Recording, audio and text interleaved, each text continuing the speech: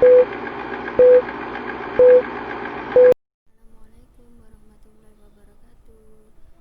Kali ini saya akan memperkenalkan materi pembelajaran yaitu larutan elektrolit dan non-elektrolit. Selamat menyaksikan. Membahas mengenai larutan elektrolit dan larutan non-elektrolit. Apa sih perbedaan kedua larutan ini? Apa saja sih komponen penyusunnya? Apa itu larutan? Kenapa bisa terbentuk larutan? Nah, tentu kita bertanya-tanya hal tersebut, bukan? Nah, untuk lebih jelasnya, larutan itu merupakan campuran homogen yang membentuk satu fasa, yaitu mempunyai bentuk dan komposisi yang sama. Jadi, untuk lebih jelasnya, bisa kita lihat pada analogi percobaan pembuatan larutan.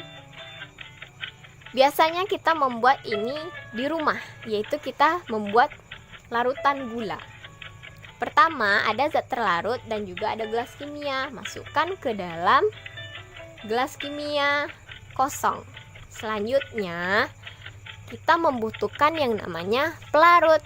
Nah, pelarut ini berupa cairan yang kita tambahkan ke dalam gelas kimia yang sudah berisi zat terlarut tadi. Kemudian, setelah itu kita campur, kita aduk hingga zat terlarut dan zat pelarut tersebut menjadi larutan yang homogen, yaitu mempunyai bentuk, ukuran, dan komposisi yang sama. Nah, sekarang kita sudah mendapatkan yang namanya larutan gula.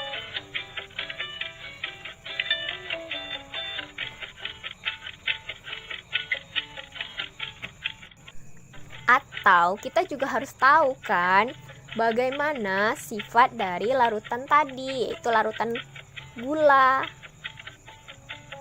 Ataupun kita juga harus tahu apa perbedaan dari larutan gula dengan larutan yang lain.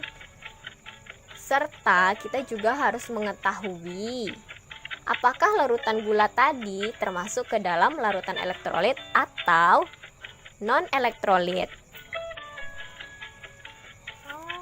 Untuk mengetahui perbedaannya, jika ada larutan NaCl, dimasukkan suatu wadah, kemudian larutan tersebut kita celupkan dua buah elektroda, di mana elektroda tersebut terhubung oleh sumber listrik dan ada sebuah lampu. Apa yang akan terjadi?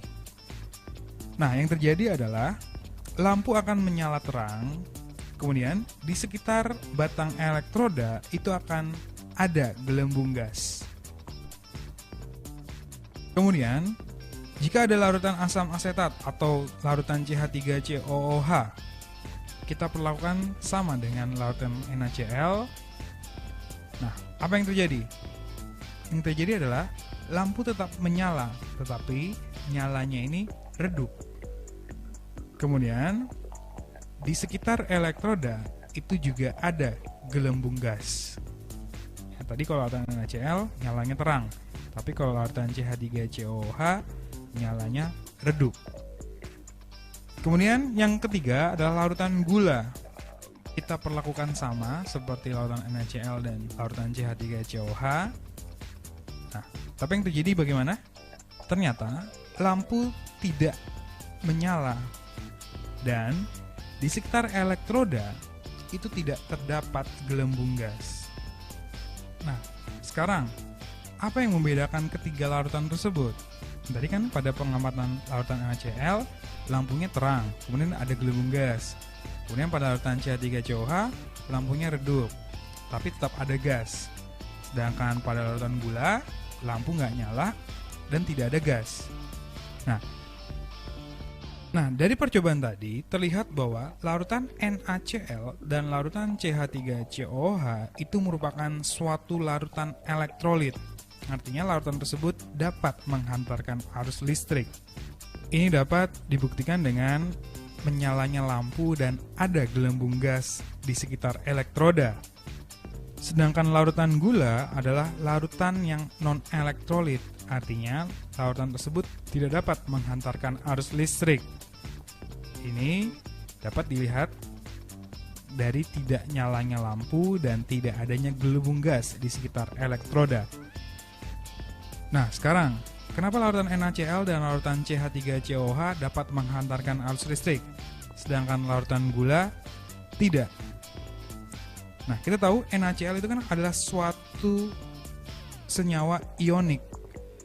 Nah, karena dia suatu senyawa ionik, maka senyawa tersebut jika dilarutkan dalam air, tentunya akan mengion, membentuk ion Na+ dan ion Cl-. Nah, ion-ion inilah yang menghantarkan arus listrik. Sedangkan larutan CH3COH itu kenapa bisa menghantarkan listrik? Begini, CH3COH itu adalah sebetulnya senyawanya adalah senyawa kovalen. Tapi senyawa kovalen CH3COH itu tetap dapat mengion jika dilarutkan dalam air, membentuk ion CH3COOH dan ion H+. Ion-ion inilah yang akan menghantarkan arus listrik. Tetapi, kenapa lampunya redup? Karena ternyata CH3COH jika dilarutkan dalam air itu mengionnya nggak sempurna, ya hanya sebagian, sehingga ion-ion yang dihasilkannya tidak terlalu banyak. Jadi dalam menghantarkan arus listrik tidak sehebat larutan NaCl. Makanya lampunya itu menyalanya redup. Sedangkan larutan gula, nah gula itu adalah suatu senyawa kovalen. Nah, tapi senyawa kovalen ini jika dilarutkan dalam air, dia tidak dapat membentuk ion.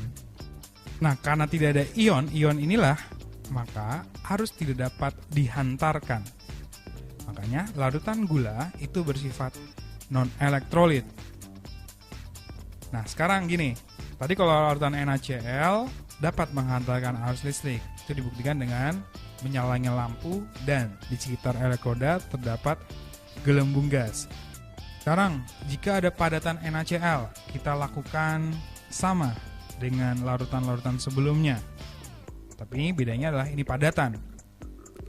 Nah, yang terjadi adalah lampu tidak pernah akan menyala dan di sekitar elektroda juga tidak pernah ada gelembung gas. Kenapa begitu? Karena tadi NaCl itu kan padatan ionik. Nah, dia akan membentuk ion jika dilarutkan dalam air. Nah, kalau NaCl dalam bentuk padatan itu tidak akan pernah mengion membentuk Na+ dan Cl-. Makanya padatan NaCl itu tidak bersifat elektrolit. Yang bersifat elektrolit adalah larutan NaCl. Ingat ya, jadi padatan ionik apapun itu tidak akan pernah bersifat elektrolit.